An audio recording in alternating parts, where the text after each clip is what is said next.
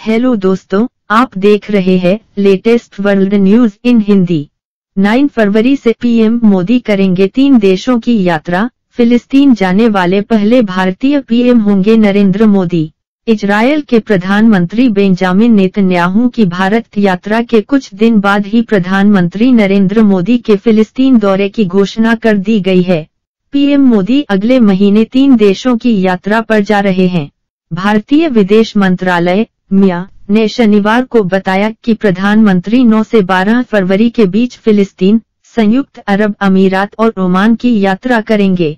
मोदी के इस दौरे को ऐतिहासिक माना जा रहा है क्योंकि यह इस बात की गलतफहमी को दूर करेगा कि मोदी के सत्ता में आने के बाद भारत ने फिलिस्तीन को लेकर अपनी पॉलिसी में कुछ बदलाव किए हैं। दरअसल पिछले साल जब पीएम मोदी इजरायल गए थे तब वह फिलिस्तीन नहीं गए थे, जिस पर काफी निराशा जताई गई थी। कूटनीतिक जानकारों ने कहा था कि यह कदम भारत की पूर्व में अपनाई गई नीति से ठीक उलट था। इससे पहले यह परंपरा रही है कि भारतीय राजनेता एक साथ दोनों पश्चिम एशियाई मुल्कों का दौरा करते रहे हैं।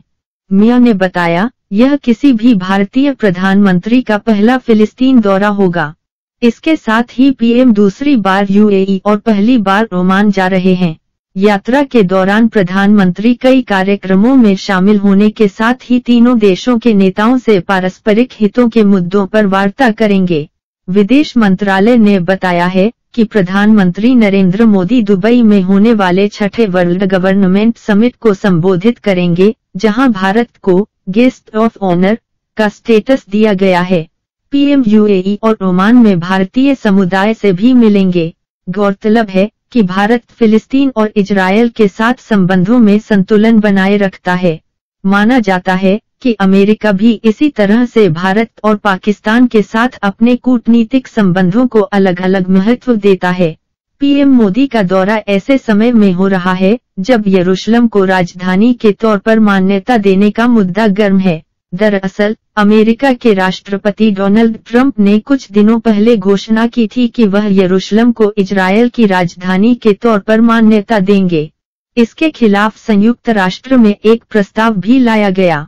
खास बात यह है कि अमेरिका और इजरायल से बढ़ती नजदीकी के बावजूद भारत ने इस फैसले के विरोध में वोट किया था। इससे फिलिस्तीन के प्रति भारत की विदेश नीति को लेकर भी सकारात्मक संकेत गया है।